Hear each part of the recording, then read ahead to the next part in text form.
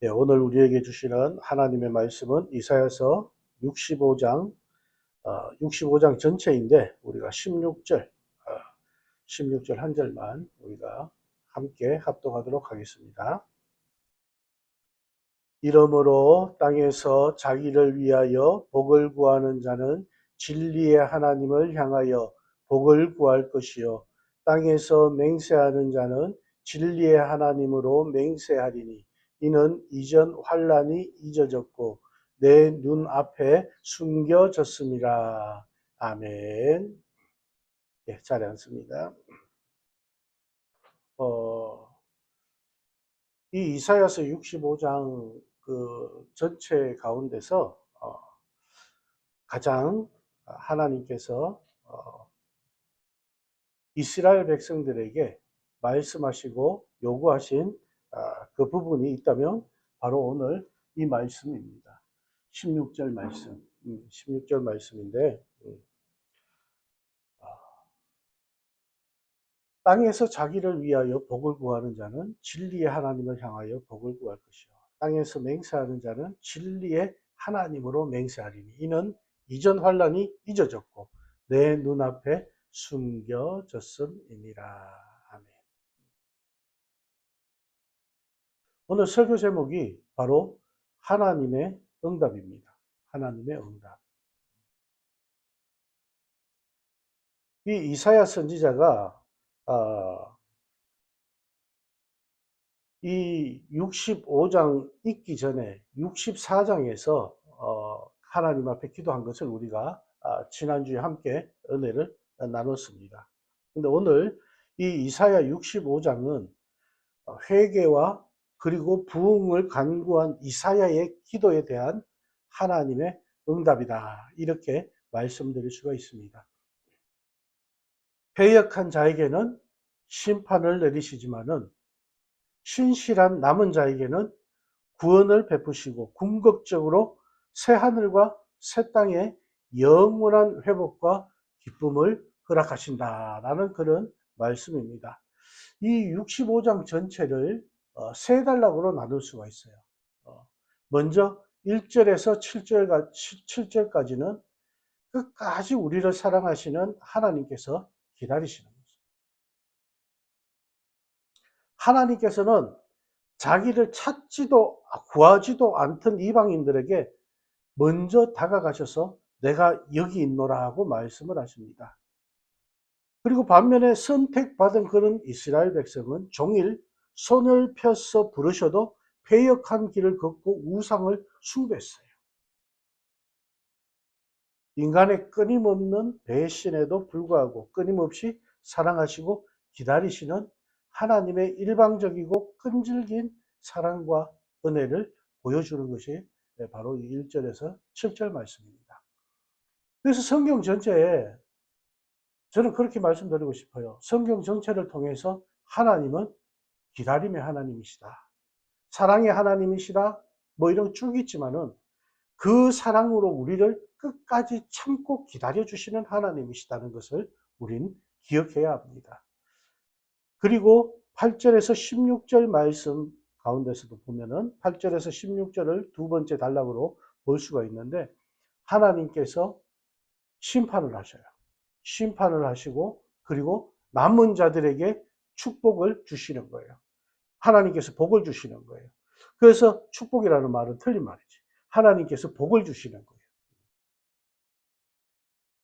그러니까 포도 송이에서 즙이 나오면 그 안에 소수의 좋은 알갱이가 있듯이 죄악으로 가득한 이스라엘 중에서 신실한 남은 자를 하나님께서 구원해 내십니다. 이렇게 우상을 숭배하며 하나님의 말씀을 버린 자들은 수치와 칼에 멸망당하지만 하나님을 따르는 종들은 배부르고 기뻐하는 참된 복을 누리게 된다는 말씀이 바로 두 번째 단락에 나오고 마지막 세 번째 단락은 17절에서 25절까지예요. 하나님께서는 이전의 모든 환난과 고통이 기억나지 않을 완전한 새 하늘과 새 땅의 소망을 우리에게 주신다는 말씀입니다. 이 영원한 하나님의 나라에서는 우는 소리가 사라지고 수고가 헛되지 않고 사람과 자연이 완벽한 평화를 이루게 하시고 사자가 풀을 먹게 하시고 그런 나라가 임한다는 거예요. 그래서 백성들이 부르기도 전에 응답하시는 친밀한 임재 가운데 영원한 안식을 누리게 된다는 그런 말씀입니다. 오늘 이 본문 65장은 하나님께서 이사야 선지자의 간절한 기도 64장에 응답하신 말씀이라고 서두에 말씀을 드렸죠. 그래서 이사야 선지자는 64장에서 보면 정면 돌파를 선언하고 하나님 앞에 기도했습니다. 선지자가 생각할 때 유다의 영적 상황은 심각한 위기였다 그랬죠. 그래서 가만히 있다가 죄 때문에 파멸할 것 같으니까 아예 모두 다가 죄로 물들어 버리면 다시 살아날 소망이 없을 것 같으니까 하나님의 강림을 요청하게 되죠. 그래서 하나님께서 오셔서 우리를 심판해 달라고 그렇게 요청을 했습니다. 주는 토기장이니 차라리 우리가 하나님의 심판을 받고 다시 일어서는 것이 좋겠습니다. 라고 하나님께 강구를 했습니다. 하나님께서 심판 가운데 긍휼을 주시면 우리가 살아날 수 있을 것이라고 간절하게 엎드려서 기도하였습니다. 그래서 이 이사야 65장은 하나님께서 이사야 선지자의 64장 간구에 응답하시는 내용이라는 말씀입니다.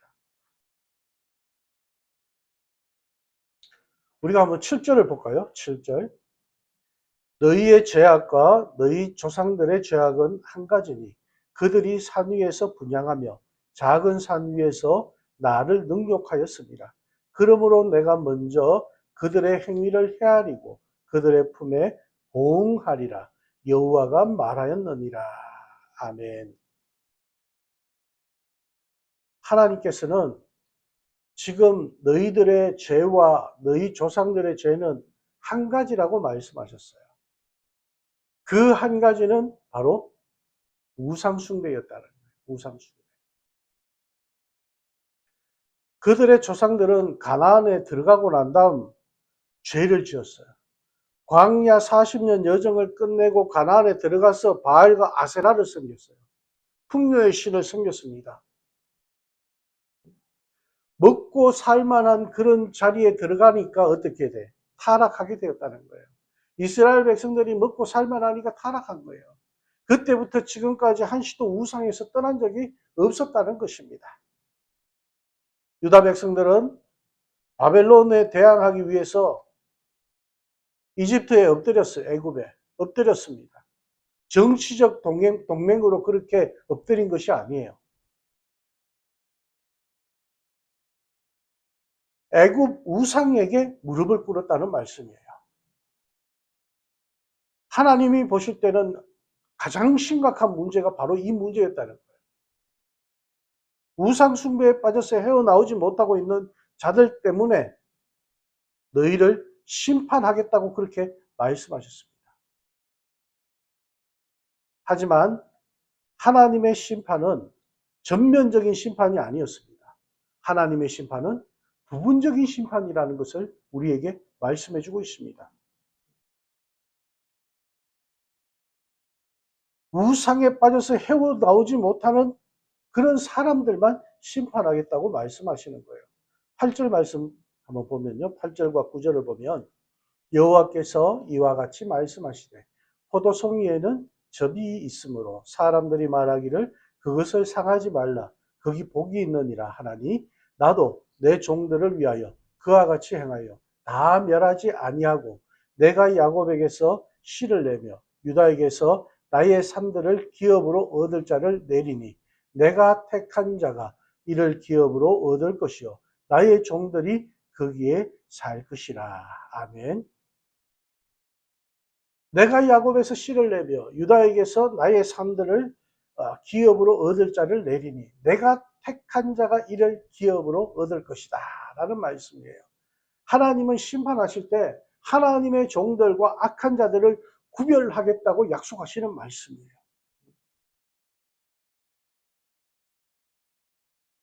악한 유다 백성들을 철저하게 하나님께서 심판할 것이지만 하나님의 종들은 자비와 은혜를 경험할 것이라고 그렇게 약속하셨습니다.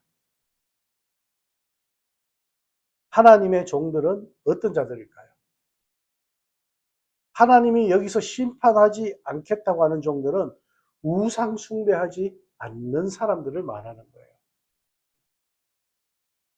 우상 숭배를 하지 않는 자들.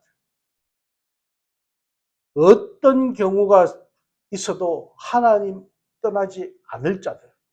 어떤 경우에도 하나님 한 분만을 마음에 새기고 살아가는 사람들을 하나님은 결단코 심판하지 않겠다고 그렇게 말씀을 하고 계십니다. 하나님은 우상 숭배하는 자들을 참고 기다려 주셨지만 그들이 돌아오지 않았습니다.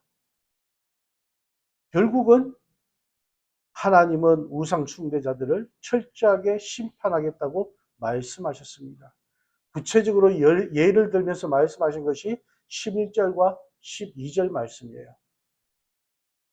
오직 나 여호와를 버리며 나의 성산을 잊고 갓색에 상을 베풀며 문희에게 썩은 술을 가득히 붓는 너희여, 내가 너희를 칼에 붙일 것인즉 다 굽으리고 죽임을 당하리니 이는 내가 불러도 너희가 대답하지 아니하며 내가 말하여도 듣지 아니하고 나의 눈에 악을 행하였으며 내가 즐겨하지 아니하는 일을 택하였음이니라.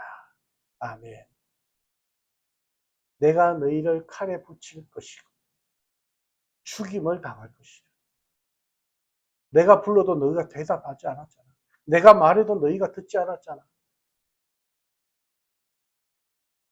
내가 즐거워하는 일을 너희들이 하지 않았잖아. 너희들은 악한 일만 행했잖아. 11절에 나오는 갓이라는 것은 운수신이에요. 우리가 말하는 운수 좋다 그러는 운수신이에요. 문의는 우리의 앞길이 어떻게 될지 우리의 운명을 점쳐주는 운명신이에요. 그래서 당시에 이 유다 백성들은 자신의 미래와 운명이 어떻게 될 것인지 너무 궁금함을 가지고 있었어요. 그래서 갓과 머니에게 가서 미래를 점쳤습니다. 그래서 하나님께서는 점치는 자들을 심판하겠다고 말씀하실 거예요. 그러나 우상 숭배하지 않고 하나님의 백성이 되어서 하나님을 떠나지 않는 자들은 하나님께서 보살피시고 돕겠다고 약속을 하십니다. 그래서 13절 말씀해 보면 이러므로 주 여호와께서 이와 같이 말씀하시니라. 보라, 나의 종들은 먹을 것이로되 너희는 줄일 것이니라. 보라, 나의 종들은 마실 것이로되 너희는 갈할 것이니라. 보라, 나의 종들은 기뻐할 것이로되 너희는 수치를 당할 것이니라. 아멘. 여기서 말하는 하나님의 종들은 성직자들이나 제사장과 선지자들을 말하는 것이 아닙니다. 하나님의 종들은 우상 숭배하지 않은 자들 모두가 하나님의 택한 백성이 되는 것을 말씀하고 계십니다. 형상을 만들고 그 앞에 무릎 꿇는 것은 모두 우상 숭배입니다. 그런데 오늘날 우리가 살아가는 현대 사회에서 우상을 단순하게 정의할 수는 없을 것 같아요. 하나님이 아닌 것을 마음에 품는 것, 하나님이 우선순위가 아니고 다른 것이 우선순위가 되는 것, 이런 모든 것들이 우상의 범주 안에 포함되는 것입니다. 하나님보다 앞서가는 것들 하나님이 즐거워하지 않으신다는 거야. 이스라엘 백성들에게 하나님께서 말씀하셨듯이 내가 말을 해도 너희는 듣지 않았잖아. 나를 즐겁게 하는 것보다 너희 즐거움이 더 앞섰잖아. 우리의 즐거움이 앞서는 것이 아니라 하나님이 즐거워할 수 있는 일을 우리가 해 나가야 된다는 것입니다. 이 구원에 관한 것은 사무엘상 14장 6절 말씀에 참 잘 나오는 것 같아요. 사무엘상 14장 6절 말씀에 보면 요나단이 자기의 무기를 든 소년에게 이르되 우리가 이 할례 받지 않은 자들에게로 건너가자. 여호와께서 우리를 위하여 일하실까 하노라. 여호와의 구원은 사람이 많고 적음에 달리지 아니하였느니라. 아멘. 뭐라고요? 여호와의 구원은 뭐라고? 사람의 많고 적음에 달리지 않았다고 말씀하고 있습니다. 오늘 이 구원이라는 것은 이스라엘 백성들이 이사야 65장에서 구원받는다는 것은 사람이 많아서 구원받는 것이 아니라는 거예요. 오늘날 교회를 향한 말씀도 똑같아요. 여호와의 구원은 사람의 많고 적음에 달리지 않았다고 말씀하십니다. 인간의 능력에 달려 있지 않다고 말씀하시는 거예요. 재물의 많고 적음에 달려 있다고 그렇게 말씀하지 않습니다. 여호와의 구원은 사람의 많고 적음에 달려 있지 않았다고 말씀하시는 것은 우리에게 있어 가지고 하나님만이 하실 수 있다는 것이에요. 교회가 커야 구원받습니까? 교회 건물이 번듯해야 구원받습니까? 예배가 화려한 예배여야지 하나님께서 받으십니까? 우린 그런 것이 아니라는 것을 다 알고 있습니다. 그럼에도 인간은 보는 것에 쉽게 휘둘리게 되고 현혹되어지게 됩니다. 하나님께서는 그것을 그만두라는 것이에요. 그런 생각을 그만두라는 거예요. 그런 행동을 그만두라는 거예요. 그것을 그만두라는 말씀이 사무엘상 14장 6절의 구원에 관한 말씀이요. 오늘 본문 이사야서 65장의 말씀입니다.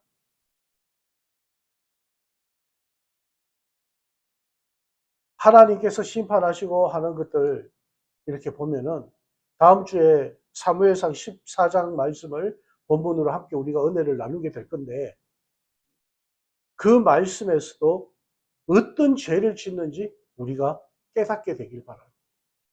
이스라엘 백성들이 오늘 어떻게 죄를 지었는지 하나님의 말씀에 어떻게 했는지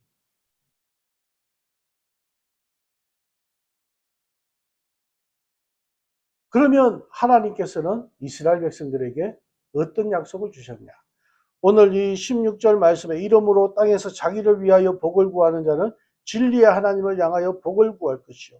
땅에서 맹세하는 자는 진리의 하나님으로 맹세하리니 이는 이전 환란이 잊어졌고 내 눈앞에 숨겨졌음이니라. 이전 환란이 잊어졌고 내 눈앞에서 숨겨졌다. 그리고 17절에서 이렇게 말씀하십니다. 보라, 내가 새 하늘과 새 땅을 창조하나니 이전 것은 기억되거나 마음에 생각나지 아니할 것이니라. 아멘. 하나님은 언약의 하나님이시고 약속을 즐겨하시는 분이십니다. 그러므로 하나님께서 이 17절 말씀에 우리에게 약속하신 새 하늘과 새 땅을 창조하나니 이전 것은 기억되거나 마음에 생각나지 아니할 것이다. 하나님의 약속입니다.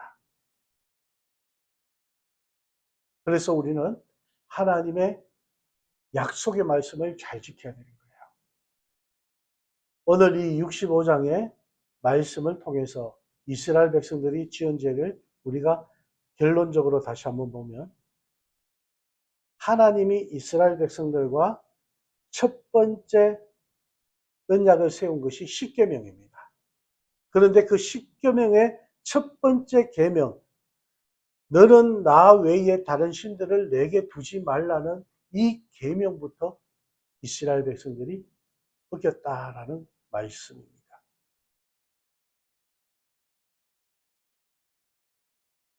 우리는 매 순간 우리 마음의 자리를 차지하고 있는 것이 무엇인지를 우리가 늘 살필 수 있기를 원합니다. 우리 마음의 자리에 하나님 아닌 다른 것들이 우선순위로 들어와 있다면 다시 하나님께 간구해서 그 우상을 제거할 수 있기를 원하며 우리의 마음의 그 한자리에 하나님이 임하시길 주님의 이름으로 부탁을 드립니다.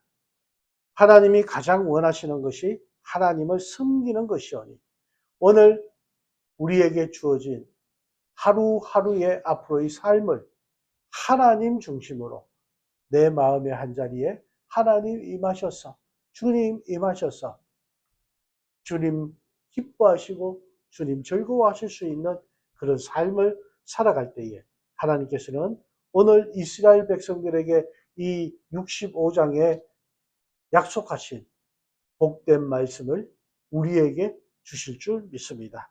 이 복된 삶을 누릴 수 있는 저와 여러분이 되어지기를 주님의 이름으로 축원합니다. 기도하시겠습니다. 하나님, 이사야 65장 말씀을 보면서 우리 자신의 삶을 돌아봅니다. 이스라엘 백성들의 삶을 보면서 우리 자신의 삶을 다시 한번 생각해 봅니다. 하나님, 나의 기쁨을 위해서 살아온 지난 날들을 이 시간 내려놓게 하시고 하나님을 즐거워할 수 있게 하시고 하나님을 즐겁게 해드릴 수 있는 저희의 삶이 되어지길 원합니다. 내 마음에 자리 잡고 있는 그 한자리에 우상이 떠나가게 하여 주시고 내 마음의 그 한자리에 성령께서 임하셔서 하나님의 영이 임하셔서 우리의 주인이 되어 주시길 원합니다.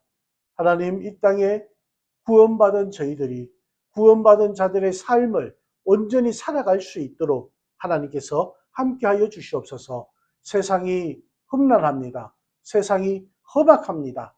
하지만 이 가운데서도 하나님은 살아계시고 옛날 이스라엘에게 베풀어 주셨던 그 하나님, 그 살아계신 하나님이 오늘 이 시간 우리와 함께 하시며 그 살아계신 하나님께서 우리를 이끌어 주시고 인도하여 주신다는 것을 기억하게 하여 주시옵소서.